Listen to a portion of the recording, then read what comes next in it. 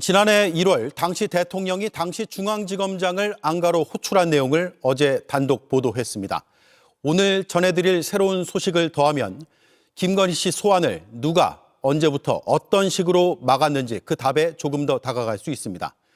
당시 중앙지검은 소환 의사를 두 곳으로 전달했습니다. 하나는 김건희 씨 변호인이었고 또 하나가 대통령실이었습니다. 그런데 이를 들은 대통령실이 발칵 뒤집혔습니다. 그 시점은 안가 호출 전인 2023년 12월 무렵입니다. 연지환 기자가 단독 보도합니다. 2023년 말로 접어들면서 중앙지검의 도이치모터스 주가 조작 수사를 두고 비판 여론은 점점 커졌습니다. 3년이 훌쩍 넘도록 김건희 씨를 처분하지 않았기 때문입니다. 국회에서는 민주당이 주도해 특검 법안을 통과시켰습니다. 김건희의 도이치모터스 주가 조작 의혹 진상규명을 위한 특별검사 임명 등에 관한 법률안에 대한 수정안은 가결되었음을 선포합니다. 압박이 커지자 중앙지검은 김건희 씨의 소환 조사를 추진했습니다.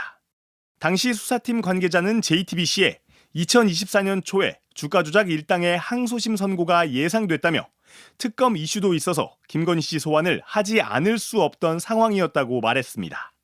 JTBC 취재 결과 먼저 김건희 씨의 변호인에게 소환 필요성을 전달했지만 제대로 된 답변을 받지 못했습니다.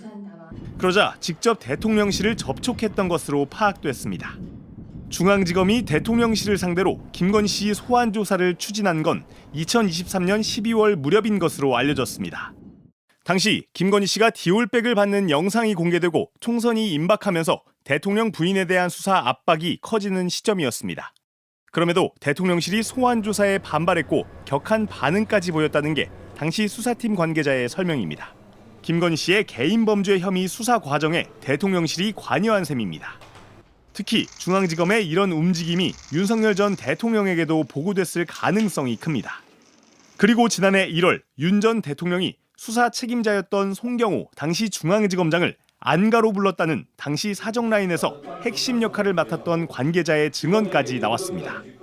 그 뒤 중앙지검은 새로 교체된 지휘 라인이 지난해 7월 출장 조사를 할 때까지 김건희 씨의 대면 조사를 추진하지 않았습니다. JTBC 연지환입니다. JTBC 뉴스를 시청해 주셔서 고맙습니다. 저희는 저녁 6시 30분 뉴스룸에서 뵙겠습니다.